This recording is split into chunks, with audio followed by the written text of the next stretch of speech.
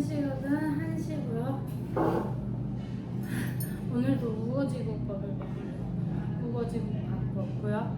그다음에 오늘의 반찬 김치, 그다음에 낙지젓갈, 그다음에 멸치, 그다음에 마늘쫑, 건새우 볶음입니다.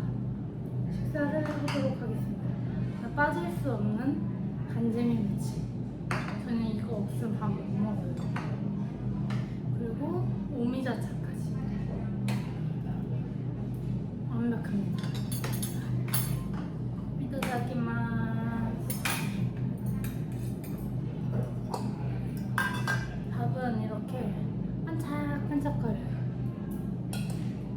요즘 제가 흉가에 가면 안 되는 이유라고 웹툰을 보고 있는데, 그 웹툰을 보면서 이래저래 생각하면서 참고하고 있어요. 근데 아직 다 본 건 아니고 한 20화 정도 봤는데 어느 정도 신빙성이 있는 내용이어가지고 그냥 별 생각 없이 보고 있습니다. 그 웹툰에 보면 르샤라는 이제 인물이 나오는데 처음엔 약간 귀신도 사람도 아닌 막 그런 것이었어요. 그러다가 이제 나중에 신이 되는데 이게 사람들이 추대하기 시작을 하면서, 근데 그 르샤라는 인물이 막 주인공 아버지도 죽이고 스포주의 주인공 아버지도 죽이고, 그래서 이게 절대로 신이라는 존재 혹은 뭔가 우상시하는 존재가 선하다는 생각을 안 하셨으면 좋겠어요. 무당이라고 생각하면 조금 쉬운데 무당들이 선하지 않거든요. 무당분들한테 좀 죄송한 얘기지만 이게 선하다는 거는 조금 다른 맥락이야. 쉽게 얘기해서 천사들도 선하지 않거든요. 그들은 오히려 냉정합니다. 제가 자주 하는 얘기지만 천사에 대한 얘기는 결코 선한 존재가 아니에요. 오히려 막 사람 미치게 만들고 막 그런 게 악마거든요. 그럼 사람 막 미치게 만들어서 기쁘게 해.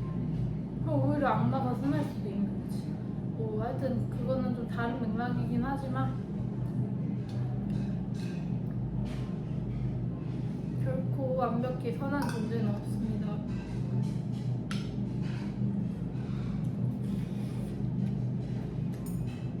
심지어 저도 마찬가지예요.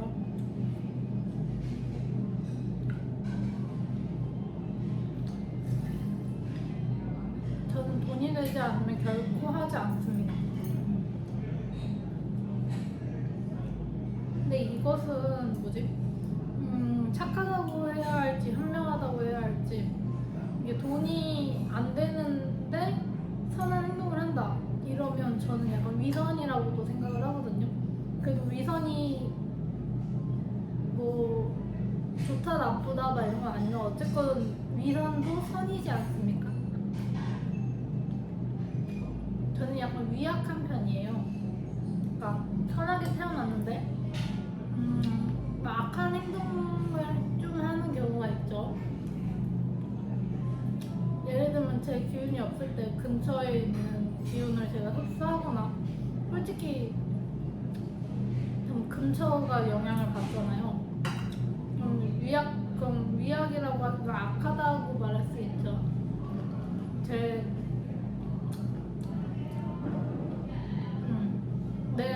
나한테 좋은 걸 하는 거니까.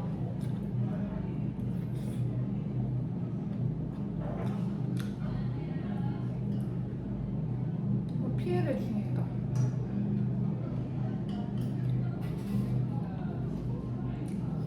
제 신조가 피해를 주지 말자인데, 내 할 일부터 잘하자, 이게 제 신조거든요. 근데 에너지 같은 경우는 보이지 않으니까 그런 선이 없어. 그러니까 그 착할 선이 아니라 뭔가 나쁘다 좋다 할 게 없어. 이게 아이가 아프면 우는 듯이 좀 자연스러운 현상이라 해야 되나? 좀 그렇고, 넣었습니다. 오늘 반찬 너무 맛있어서 맛있어 보여가지고 좀 많이 갖고 왔어요.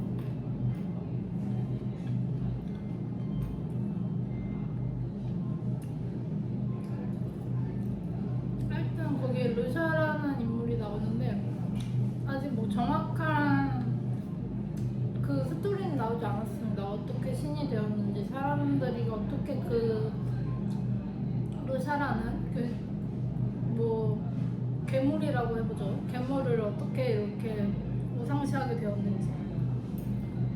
약간 사이비를 연상하기도 하는데요.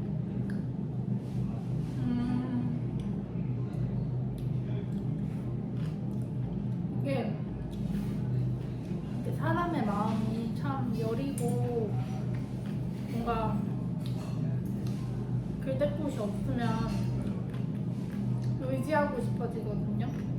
근데 이제 사이비 같은 경우는 이제 그 마음을 이용해서 뭐 돈을 뜯어내고 뭐 그런 거죠. 뭐.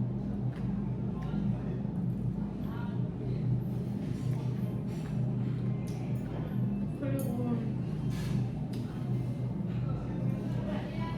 웹툰 보면 나오는데 이렇게 피로 이렇게 해서 일종의 의식을 차리는 행위를 합니다. 근데 저 같은 경우는 의식을 차리는 행위도 없고, 물론 가끔 주술을 외울 때 저 나름대로 뭔가 하는 행위가, 가볍게 하는 행위가 있는데 결코 남이 봤을 때 쟤 이상하다 이럴 만한 행동은 하지 않는 것 같아요.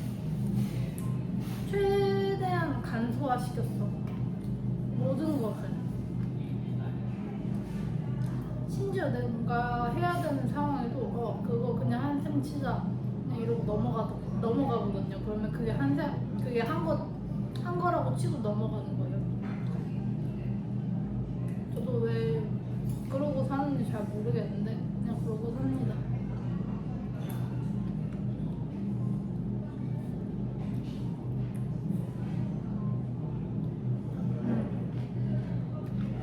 너무 맛있어요. 맨날 먹어요. 질리지가. 이게 한우 사골로 끓여서 그런지 담백하고 개운하고 맛도 깔끔합니다.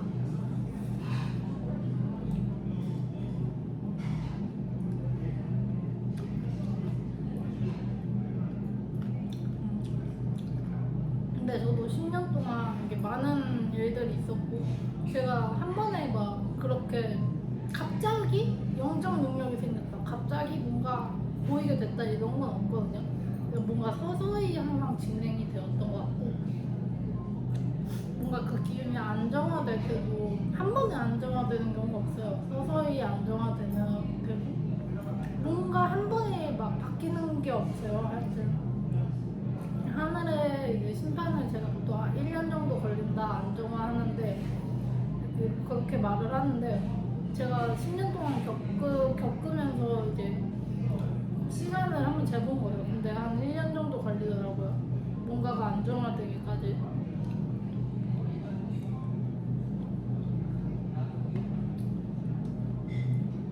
참 신기하죠.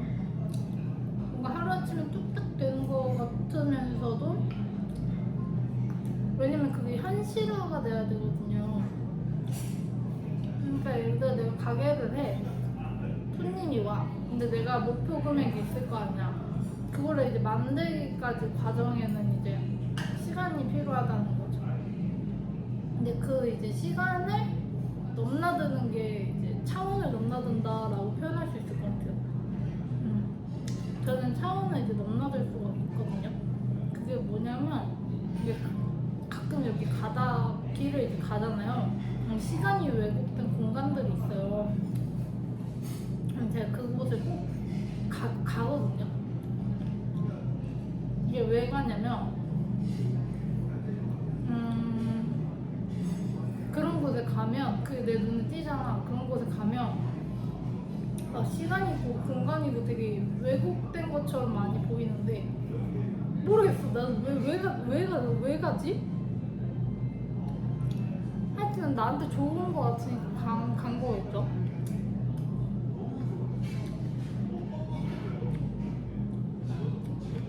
아! 내 추측으로는 그거를 이제 왜곡된 현상을 이제 기운을 읽으러 가는 것 같은데? 아니 저 잘 모르겠습니다. 하여튼 왜곡된 공간이나 그런 차원이 있으면 저는 꼭 가거든요. 근데 막 안 좋은 기운인데 호기심에 가거나 그러진 않아요. 일단 기운을 읽어. 거기 가면 좋은지 안 좋은지. 그리고 그게 내 눈앞에 나타났다면 내 눈앞에 나타난 이유가 꼭 있거든요. 하여튼 그렇습니다. 하여튼 차원을 넘나들고 시간을 넘나든다는 거는 되게 특별한 능력이야. 진짜 그거 되게 특별한 능력입니다. 과거를 넘나들고 그러면 이제 어떤 일이 일어나냐면 이제 과거를 수정해서 미래를 바꿀 수가 있는 거야. 뭔가 원인이 있으면 결과가 있잖아요. 근데 그 결과값을 바꾸기 어려우니까 원인을 바꾸는 거야.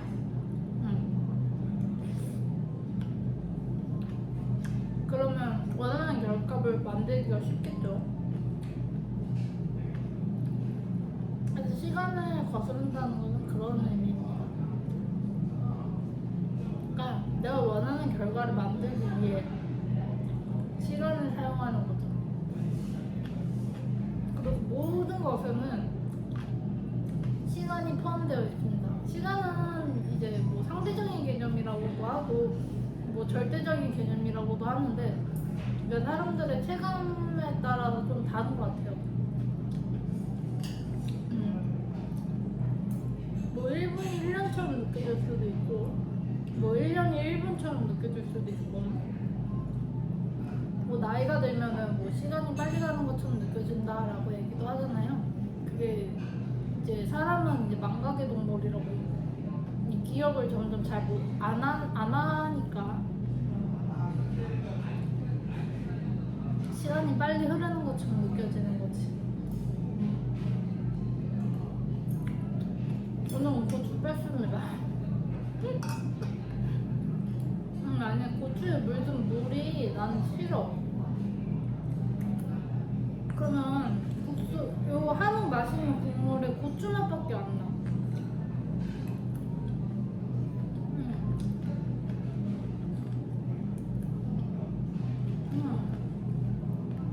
원래 건더기를 다 먹고 국물을 먹는데 내가 국물을 먹는다는 건 맛있는 것만 먹는다는 얘기야 오늘은.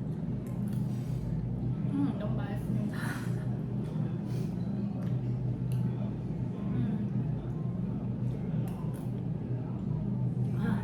국물이 진짜 1분입니다.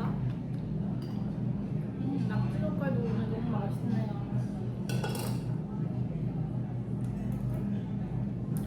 하여튼 제가 10년 동안 한 8년 정도 많이 아팠거든요. 근데 내가 몇 달 전에 남동생을 봤는데 여기 뒤쪽에 뇌종양이 보이는 거예요. 제가 병을 볼 수 있거든요. 항상 보이는 건 아닌데 이렇게 보려고 하면 보여요. 근데 남동생 여기 뒤에 조그맣게 뇌종양이 있는 거야. 근데 그게 언제 생겼냐면 뭐 대략 8년 전에 생긴 거더라고요. 그러니까 진짜 조그만 게 근데 그게 점점 커지고 막 그런 거야. 그러면 남동생 시간을 돌려서 그게 지금은 발화하지 않았으니까 투병을 하지 않아도 되는데 그거를 이제 시간을 돌려서 그게 암이 생기기 전으로 가서 그거를 지우고 오면 영향이 없어지거든요. 그래서 내가 8년 동안 아무 이유 없이 저 되게 아팠거든요. 그래서 막 신병 아니냐가 이런 얘기도 많았는데 남동생의 8년의 시간을 이제 되돌이키려면 8년 동안 아파야 되는 사람의 시간이 필요한 거야. 그래서 내가 8년 동안 아팠구나 이렇게 생각이 들었거든요. 그러니까 남동생의 병을 고치기 위해서 아 내가 8년의 시간 동안 대신 아팠구나 움직이지도 못하고 진짜 식물인간처럼 살 때도 있었거든요.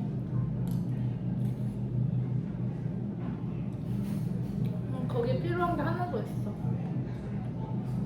8년의 시간과 동생을 살릴 수 있는 기회가 필요했었거든요. 근데 나한테는 그게 없는 거야. 8년의 시간은 있는데 동생을 살리는 그 기회가 없었어. 그래서 그 기회가 되게 필요했었는데 그때 마침 제 주변에 이제 아는 동생이 그 기회를 갖고 있었어요. 동생을 살리는 그런 기회. 왜냐면 전생 얘기까지 해야 돼서 너무 복잡한데 하여튼 동생을 살릴 수 있는 기회를 가진 사람, 제 아는 동생이 있었는데 뭐 제가 그 동생한테 되게 잘해주긴 했는데 그게 뭐 목적이 있어서 잘해준 건 아니고 그냥 같이 놀고 이러니까 재밌어가지고 그냥 이렇게 잘해준 건데 어쩌다 보니까 제가 그 동생한테 이렇게 잘해주다 보니까 그 기회가 저한테 온 거예요. 그 동생을 살릴 수 있는 기회가. 뭔가 제가 그 동생한테 많이 잘해준 게 있어서 그래서 온 것 같은데 정확한 시점을 알긴 아는데 이게 개인적인 얘기라 이거 하기는 좀 그렇고 하여튼 그 기회를 받았습니다. 그래서 남동생을 살리기 위해 8년이라는 아픈 시간을 겪은 제 시간과 그 기회를 사용해가지고 제 동생을 치료할 수 있게 되었습니다. 근데 이게 되게 웃긴 게 병은 그 병명이 나올 때까지 그 전에는 모르잖아. 근데 그걸 어떻게 미리 알고 미리 보고 뭐 사고도 미리 보고 미리 예방하고. 근데 이게 되게 웃긴 게 내가 얘기하거나 내가 뭔가 행위를 조치를 취했어. 그래서 안 아파. 결과가 원래 아파야 되는데 안 아팠고 사고가 일어나는데 사고가 안 났어. 그러면은 사실상 약간 제 말이 틀리게 된 거잖아요, 결국엔.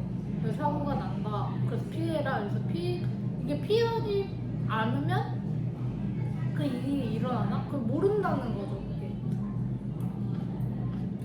근데 이게 가끔 알 수 있는 경우가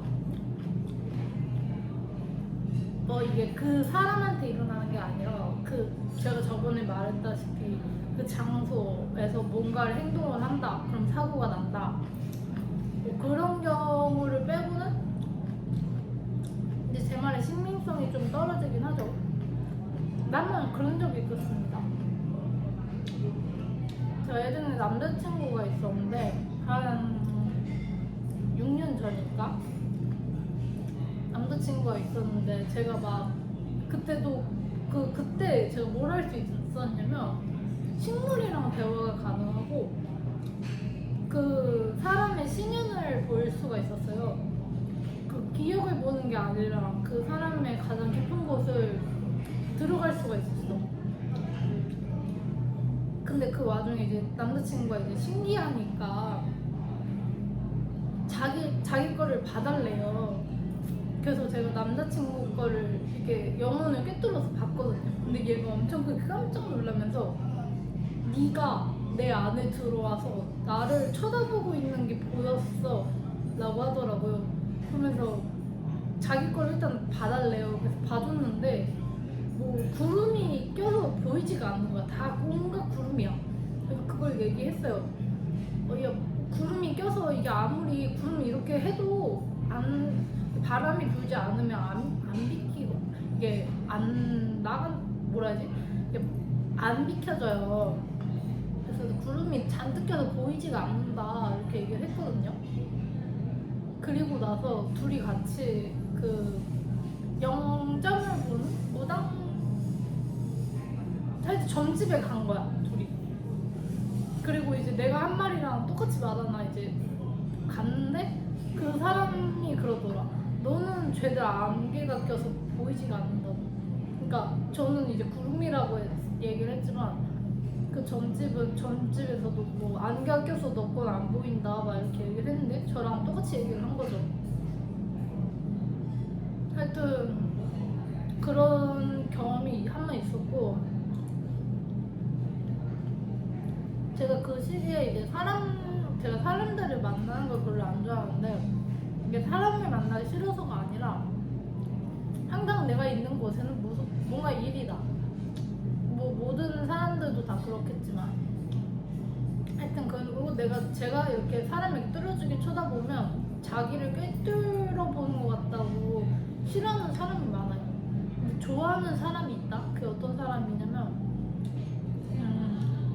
일단 호기심이 많거나 뭔가 자기가 선한 사람인데 그거를 꿰뚫어 봐주면 근데 고마운 거야. 자기가 한 행동을 내가 고생했다 약간 이런 식으로 반응을 하니까 선한 사람은 꿰뚫어 보는 걸 좋아하고 악한 사람은 꿰뚫어 보는 걸 싫어합니다. 뭐 하여튼 제 통계상으로는 좀 그런 편이에요. 그리고 그 예전에 6년 전에 사귀었던 남자친구가 왜 이 사람 얘기는 제가 하냐면 막 크게 뭔가 좌우될 게 없고 뭔가 사소한 일들이라서 이제 허락받지 않고 얘기를 하는데 그 예전 남자친구가 알레르기가 있었어. 근데 그 알레르기가 나도 정확히 뭔지는 모르겠는데 약간 여기 목이랑 심장 질환 쪽이었던 것 같은데 그거를 자기 전에 꼭 먹고 자야 돼. 안 그러면은 응급실에 실려갈 수 있는 그런 알레르기였거든요. 근데 이제 남자친구가 까먹고 집에 두고 온 거예요. 저랑 저녁에 이제 같이 이제 동네 돌아다니는데 그걸 먹어야 되는데 두고 온 거야. 근데 왠지 내가 그 약을 구할 수 있을 것 같은 거예요. 그래서 근처에 이제 편의점이 되게 많았거든요. 근데 제가 이렇게 쓱 둘러본 다음에 세븐일레븐인가 어디 가리키면서 저기 가보자. 저기 약이 있을 것 같아 이랬거든요. 근데 그때 남친이 이제 제 말을 되게 잘 믿어줬어요. 왜냐면 너무 맞는 말만 하고 그게 실제로 일어나기도 하고 본인이 직접 겪기도 했으니까 그래 한번 가보자 이래가지고 편의점에 갔어요. 당연히 그 알레르기 약이 있을 리가 없지. 근데 갑자기 그 알바생이 뭐 찾냐고 물어보더라고요. 혹시 뭐 찾으세요? 이래서 저가 뭐 남친과 저가 뭐 무슨 알레르기인데 혹시나 뭐 편의점이라도 팔까 해서 왔다 했는데 그 약이 좀 비싼 거였어요. 근데 갑자기 그 알바생이 자기도 그 질환을 겪고 있다는 거예요. 그래서 그게 얼마나 힘든지 알고 지금 자기가 그 약을 갖고 있대요. 그리고 그 약을 공짜로 하나 주겠대요. 그래서 약을 하나 받았어. 진짜. 그래서 그 구하기 어려운 그 약을 그 알바생이 하나 주고 공짜로 받고 이제 남자친구가 그 약을 먹은 거야. 아무튼 그런 일이 있었습니다. 하여튼 제가 그 쏙쏙쏙 그 남자친구에 대한 막 이것저것 많이 봤는데 하여튼 지금은 당연히 헤어진 상태고 옛날 남자친구인데 하여튼 그런 신기한 일이 있었고 또 신기한 얘기를 하자면 제가 옛날에 몸이 많이 아파서 약간 좀 요양 좀 하려고 경기도에 잠깐 살았거든요. 그 고양시에.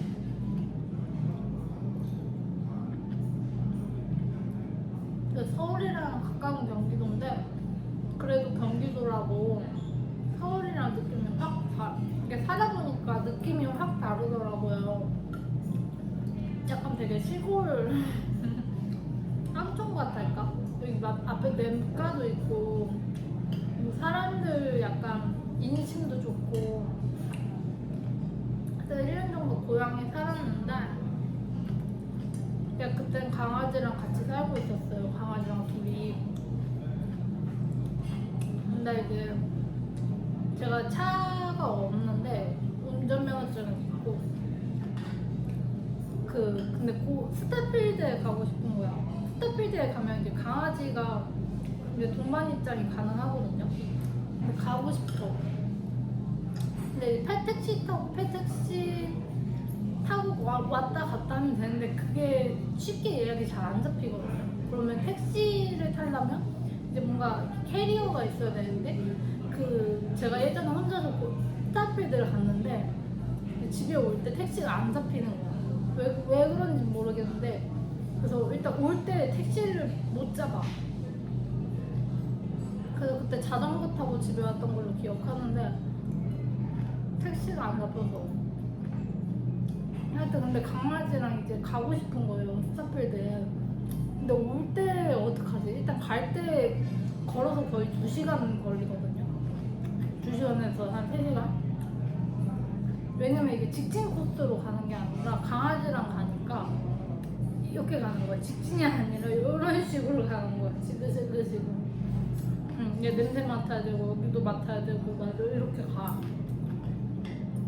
근데 왠지 그냥 가면 뭔가 다 해결될 것 같은 기분이 드는 거예요. 그래서 일단 강아지 이제 하네스 끼고 강아지랑 이제 스타필드를 2시간에서 3시간 정도 갔어. 딱 갔는데 그때가 평일 점심때였거든요. 근데 딱 갔는데 언니랑 사촌 언니를 마주친 거야. 그것도 평일 점심에. 심지어 사촌 언니는 충청도 살고 있었고 저희 언니는 그날 일을 하러 가는 날이었는데 이제 같이 스타필드로 가기로 했나봐요. 둘이 저희 언니랑 사촌 언니랑 동갑이어서 친하거든요. 근데 언니가 이제 연차인가 뭐 쓰고 이제 사촌 언니는 차 타고 온 거야. 하여튼 그래서 딱 갔는데 여기서 절대 마주칠 일이 없을 것 같은데 근데 딱 갔는데 사촌 언니랑 친언니를 만난 거예요. 그래서 집에 데려다 주겠대요. 그래서 웬걸 이러고 이제 사촌 언니랑 저희 언니는 쇼핑하러 왔으니까 근데 저 좀 같이 따라다니다가 사촌 언니랑 이제 사촌 언니가 집에 데려다 줬어요. 저희 집에. 그래서 올 때 되게 편하게 왔습니다. 되게 신기하죠?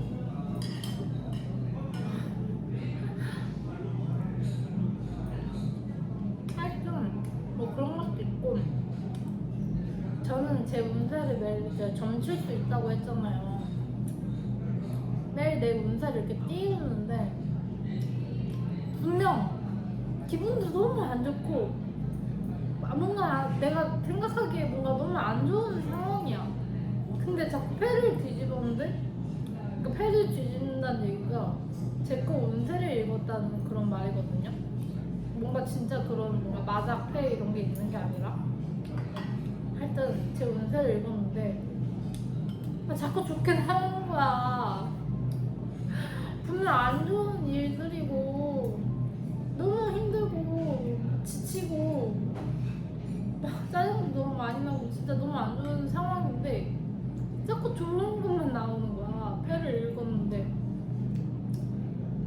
막 그런 말 있잖아요. 뭐 사자성어 중에 뭐 안 좋은 일인 줄 알았는데 뭐 사실 좋은 일이었다 막 이런 거 있잖아요. 그러니까 예를 들면 말을 잃어버려서 안 좋은 줄 알았는데 말이 임신해서 오거나 아들이 다리가 부러져서 너무 속상했는데 그때 마침 그 군대 남자애들이 끌려가는 그런 상황이어서 아들 다리 다친 게 군대 안 가게 돼가지고 오히려 전화위복이라고 하나?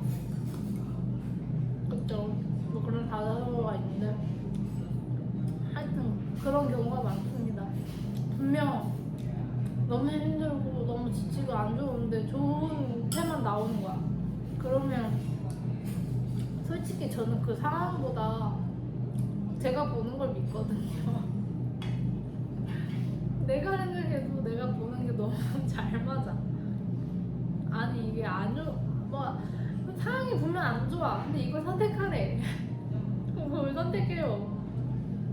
나중에 결과 보면 그게 최상의 패였던 거죠 사실은. 막 그런 경우가 너무 많아서 저는 당장 앞을 보지 않고 좀 멀리 수를 보고 읽습니다. 이게 내가 현명해서 막 멀리 보고 뭐 수를 읽고 뭐 예측을 잘하고 그런 게 아니야. 나도 단순한 인간이고 싶고 좀 멍청하게 살고 싶고 세포처럼 그냥 아무 생각 없이 살고 싶은데 가끔 그렇게 살 때도 많지만 하여튼 뭔가 결정을 해야 될 때는 사실 내가 뭔가 기반하에 결정하는 게 아니라 그냥 물어봐. 그러니까 또 다른 나한테 물어본다 해야 되나? 이거 어떻게 결정할까? 이렇게 물어봐. 그러니까 제가 예전에 그러니까 제가 막 이런 능력이 생긴 게 제 생체 실험을 많이 해서 그렇다라고 이렇게 스레드에 올린 게 있어요. 그럼 거기 보면은 그 부작용이랑 해결 방법인가 이렇게 써놨어요 같이. 저 스레드 이제 고정 게시물에. 근데 거기 보면은 자아분열이 있어. 제가 거의 자아분열이 이게 병원도 다니긴 했는데 나는 자아가 거진이 300개인 것 같아. 근데 그 중에 이제 딱 2개만 고른 거야. 착한 나와 착하지 않지만 현명한 결정을 내리는 나. 하여튼 이렇게 2개로. 근데 사람들은 그러잖아요. 이 사람이 계속 착한 짓 하다가 착한 행동을 안 하면 이 사람 나쁘다 이거잖아요. 뭐 쉽게 설명해서 착한 나와 나쁜 나 이렇게 딱 2개의 자아만 남겨놓고 다 융합을 해버렸는데 혼자서 막 책 읽고 공부하고 그래서 하여튼 그런 과정을 겪었는데 하여튼 제가 미래를 뭔가 결정할 때 뭔가 내가 현명하고 그냥 뭔가 지혜로워서 뭔가 그래서 결정을 잘하는 게 아니라 좋은 기운을 타고 흐르는 거. 그 다음에 뭔가 문제나 뭐 그런 것들 폐가 예를 들면 1, 2, 3, 4가 있어. 4가지 선택을 할 수 있는 게 있다.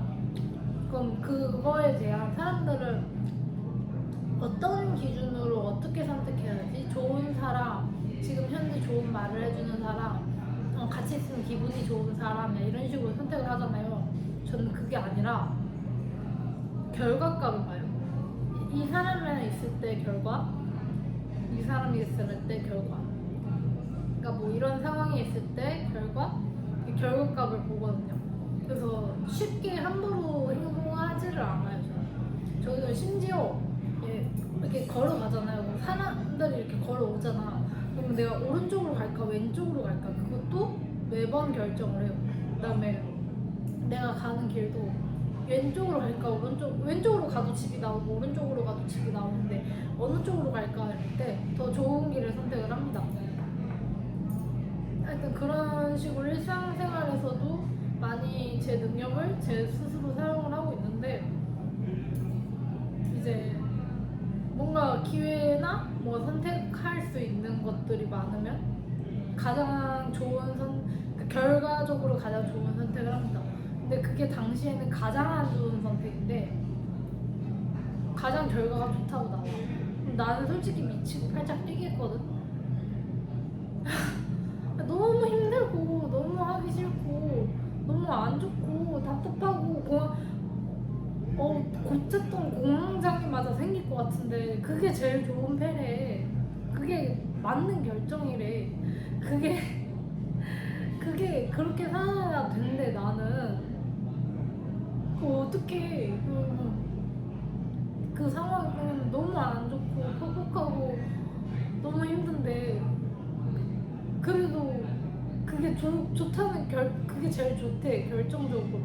결과적으로 그럼 그냥 그거 선택하는 거예요. 예, 근데 그게 나중에 보면 진짜 좋은 결과가 많거든. 그런 경험이 많으니까 아 죽겠는데 그냥 제일 안 좋은 선택을 하는 거야. 그게 나중에 제일 좋은 선택이라고 나오니까. 그래서 저는 하루하루가 죽을 것 같아요. 너무 고달퍼 사는 게. 나도 좀 편히 살고 크게 생각 안 하고 살고 싶은데 너무 힘들어. 내 거 보는 것도 힘든데 다른 사람 것까지 봐주면 더 힘들잖아요. 그래서 가끔 좀 기분 좋은 날에 그때 봐주는 건데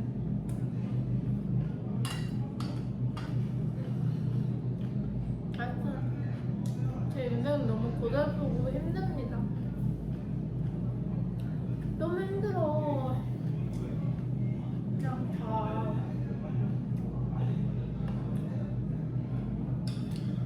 하나도 원하는 대로 되는 게 없어. 아프고 다치고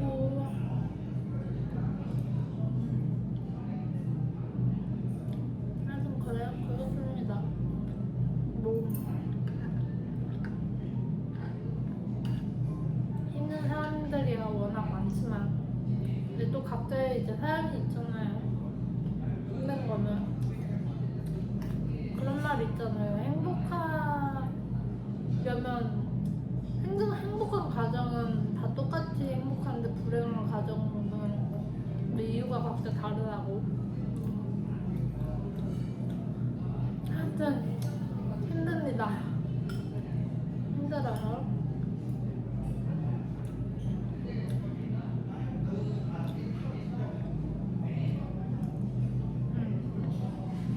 힘든데 나는 밑바닥부터 기어왔으니까 막 자해도 해보고 뭐 자살 시도도 많이 해보고 그랬는데 제일 막 스트레스 받고 막 너무 힘들면 막 자해욕가 올라오거든요. 그러면 그냥 참는 거야. 무지성으로 그냥 참아.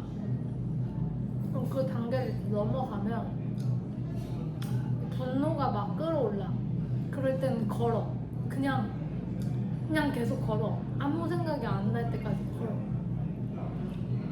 그리고 나면은 사람이 되게 차가워져요. 그러면 그때 이제 다시 내 온기를 찾아. 그러니까 나를 다시 보듬어줘. 그 과정을 이렇게 계속 반복을 하는데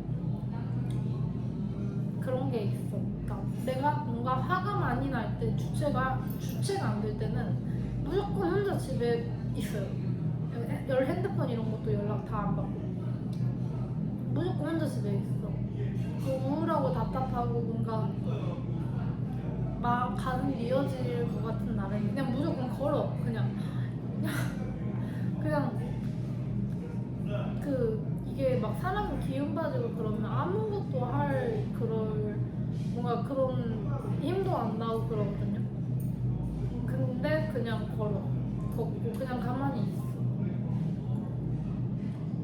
하여튼 그거예요. 그러니까 자기만의 규칙을 만들었다고 해야 되나?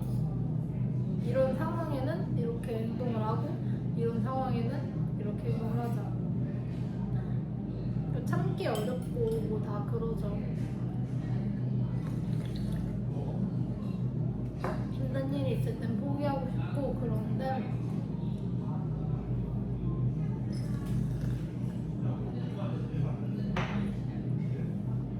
이게 힘듦의 역치가 이게 사람마다 달라가지고 근데 나는 약간 좀 홀로 고독하게 살아본 경우가 많았으니까 조금만 힘들어도 너무 힘든 거야. 다른 사람은 버틸만 한 거를 나는 버티지 못하는 거야. 하여튼 왜냐면 주변에 지지해주고 응원해주는 사람이 한 명도 없으니까 조금만 타격을 입어도 너무 크게 입는 거야 그거를.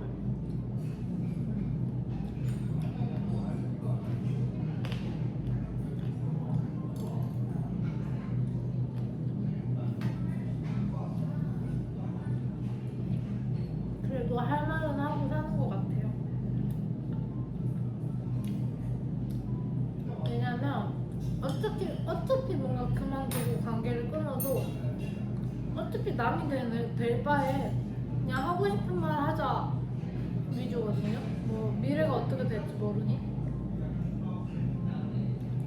짜증나면 짜증난다 얘기하고 화나면 화난다 얘기하고 약간 그러는 편입니다.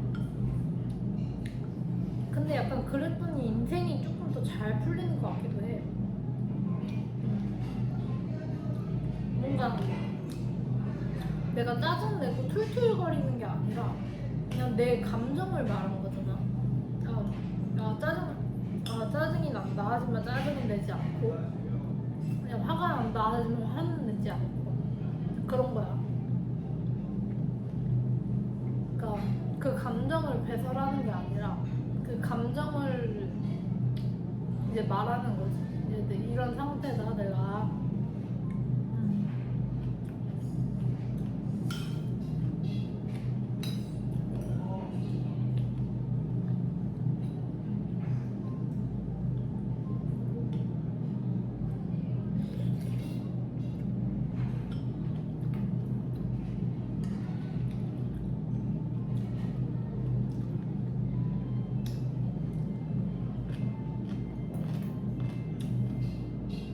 하여튼 내가 밑바닥부터 굴러왔지만 하나의 법칙은 감정을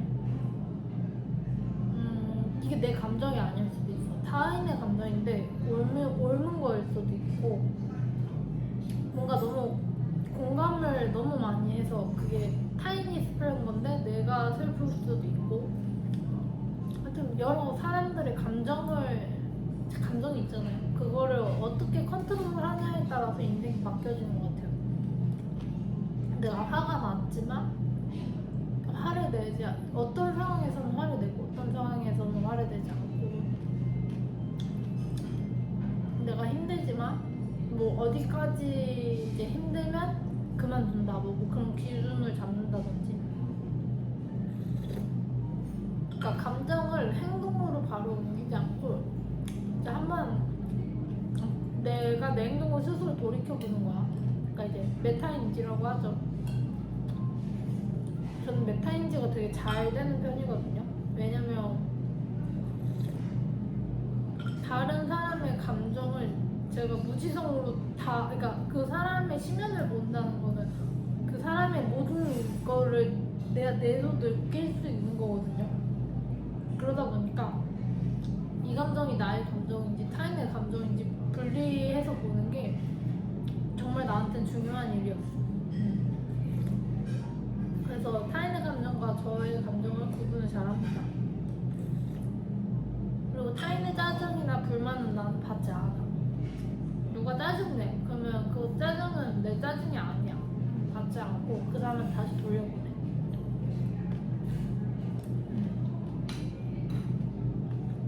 그리고 그 사람이 나한테 짜증나는 말을 해. 그러면 얘기를 해. 그런 말은 듣고 싶지 않다고. 그러니까 딱 해결책을 얘기를 하는 거지.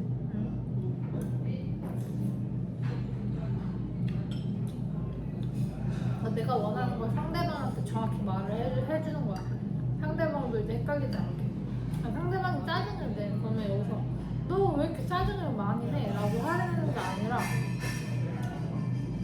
나는 그런 말 듣고 싶지 않다. 너가 그렇게 짜증내면 나도 짜증이 나서 나는 너 옆에 있고 싶지 않다. 이렇게는 딱 얘기합니다.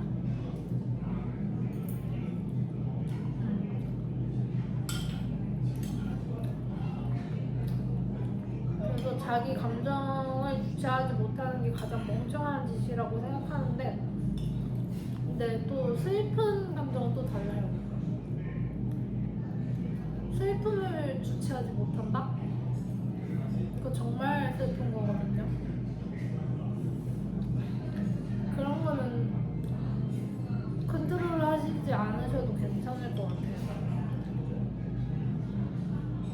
그래도 회사 생활을 만약 해야 된다면 좀 어느 정도 이렇게 좀 참아야 되지만 집에 가면 이제 실컷 엉엉 웃는 거지 뭐.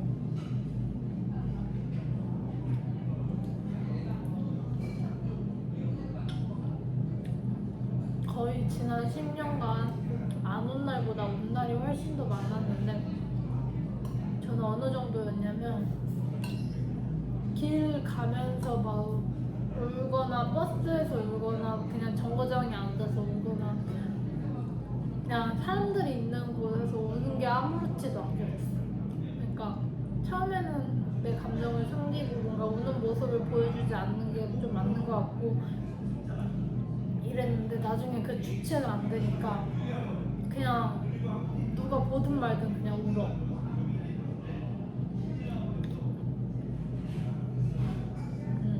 그냥 그랬어. 근데 한 번도 내가 막 길 가다가 울거나 막 그러면 사람들이 이렇게 피하려고 하지 누가 결코 괜찮아요? 이렇게 물어보는 사람 한 명도 없었어. 그러니까 괜찮으니까 그냥 길 가면서 울어. 아무도 신경 쓰지 않아. 뭐 신경은 쓸 수 있겠지. 하지만 아무도 간섭하지 않으니까 그냥 길 가다 울어도 돼. 그러니까 회사 가서 울 수 없으니까 회사 가면서 우는 거야. 그리고 점심시간 때 또 눈물이 나와. 근데 밥 먹으면서 울 수 없으니까 그냥 밥 안 먹고 우는 거야. 또 일하면서 울 수 없으니까 집 가면서 우는 거야. 잠들기 전에 또 울고. 저는 제가 눈물이 이렇게 많은 줄 처음 알았어요, 진짜. 한 번 눈물이 나면 가끔 막 3시간, 5시간씩도 울어. 지금에 와서야 웃지만 근데 그게 꼭 내 감정이 아닐 때가 있거든요. 그러니까 타인의 감정인데 내가 대신 울어주는 경우가 있어요. 그럼 3시간, 4시간씩 그냥 울어. 내가 그 사람 대신 울어주는 거야. 진짜 기빨린다. 너무 힘든 삶을 살고 있어요, 제가.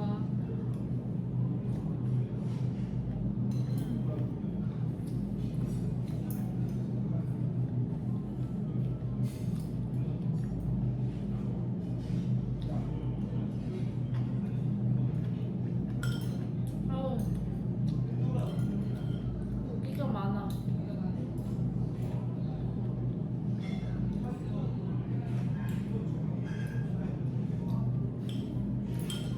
고기.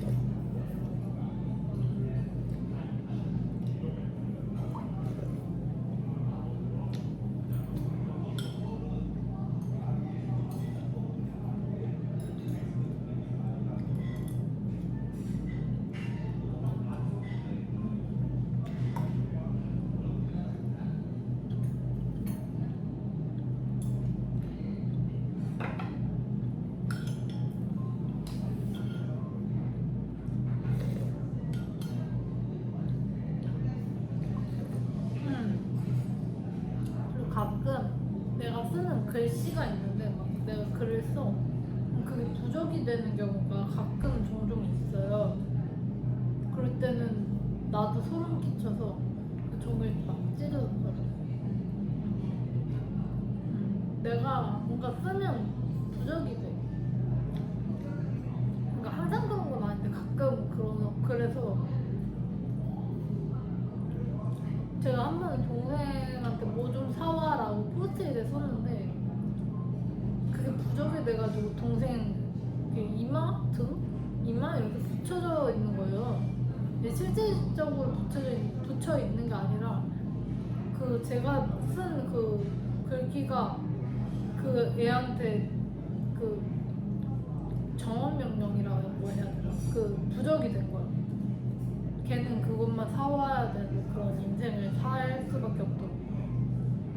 하여튼 그렇습니다. 가끔 그 부적은 이제 내가 꼭 글을 쓰지 않아도 그 제가 이렇게 그 만약에 어떤 사람이 집 문에 부적을 해달래요. 그럼 약간 이런 식으로 이렇게 거기 파란색 종이 하나만 붙여주세요 이렇게 얘기를 하면 그분이 이제 파란색 종이를 붙여. 그럼 내가 원하는 색상 또 파란색이면 금색깔 글씨로 내 눈으로 이렇게 쓰는 거야. 그냥 뭐라 쓰는지도 몰라. 나는 그냥 이렇게 대충 이렇게 써. 그러니까 예를 들면 귀신이 들어올 수 없게끔 그냥 이렇게 그냥 써. 나도 의식적으로 쓰는 게 아니고 그냥 무의식적으로 써. 이렇게 귀신이 들어오면 여기는 들어올 수 없는 곳입니다. 이런 식으로 한국말로 쓰는 게 아니라 그냥 대충 이렇게 써. 그렇게 부적이 거기는 아무것도 안 써져 있는 것처럼 보이지만 내가 썼고 그냥 이렇게 종이만 붙여져 있는 거. 뭐 그렇게 보통 부적을 쓰는 경우가 많습니다. 왜냐면 내가 직접 써서 보내면 뭐 2, 3일 정도 걸리고 그러는데 그 다음에 그거 귀찮잖아. 저는 모든 게 다 귀찮아서 다 간소화시켰어요. 귀신도 원래 뭐 굿하고 뭐하고 뭐 이래저래 다 해야 되는데 아 너무 귀찮은 거야. 귀신 되기가. 그냥 너무 힘들어가지고 너 지옥으로 뭐 지옥도 아니야. 너 그냥 너 내 말 안 들으면 사라질 수 있어. 그냥 그 사람한테 떨어질래 사라질래 이렇게 물어보면 그냥 떨어져 주거든요. 그냥 이렇게 길게 표현 안 해도 돼. 그냥 귀찮은데 떨어져 있어요. 그냥 떨어져요. 아니면 목적이 있으면 야 그냥 나한테 붙어 이러면 저한테 붙거든요. 그게 끝이야. 뭐 굿버리고 팡버리고 뭐 깽가리니 뭐니 뭐 그런 소리 이런 거 뭐 하나도 필요 없이 그냥 내려와 이러면 내려오더라고요. 심지어 막 악령 높다는 그런 귀신이나 뭐 그런 것도 좀 봤었는데 내가 그 수준을 훨씬 뛰어넘었어. 그냥 조용히 그냥 내려와 이러면 내려오는 거야. 그러니까 200만 원, 300만 원 내서 막 6시간 할 거 3초면 끝나는 거야. 그 옛날에 그 신들린 연애가 그거 저도 사회가 왔었는데 일단 저는 뭐 무구도 없고 뭐 행위가 없어서 그런지 뭔지 하여튼 섭외 그 방송은 안 나갔어요. 근데 거기 태면사가 나왔잖아요. 태면사. 제가 그걸 잠깐 봤거든요. 한 3분? 딱 봤는데 그 핸드폰으로 영상 봤는데 얘 테마 맞네요. 이거 뭐 그 스승은 조금 약간 게으르다 막 이런 얘기를 들었었던 것 같은데 그것도 맞고 얘 테마 잘하네 뭐 했는데 뭐 막 뭐지 테마할 때 막 뭐 검정색 뭐 입고 막 이래저래 뭐 하는데 내가 봤을 땐 그냥 이렇게 귀찮게 할 필요 있나 그냥 얘기 잘하면 그냥 내려오는데 그래서 저는 또 좀 너무 바로 보내기는 좀 아쉬워서 얘기는 들어주고 보냅니다. 할 얘기가 있으면 그걸 좀 들어주려고 하는 편이에요. 그다음에 보통 그렇게 뭔가 원하는 게 있는 귀신들은 내가 뭔가 해주잖아? 그걸 이루어주고 나면 나한테 좋은 걸 주고 가. 근데 진짜 좋은 거 많이 주고 갑니다. 진짜 그런 개꿀입니다. 그렇습니다. 그럼 오늘은 여기까지만 하도록 하겠습니다. 밥은 반찬은 다 먹었고 그리고 국에는 고기 하나 남겼고 밥도 조금 남겼습니다. 고추 안 먹었고 55분 걸렸어요.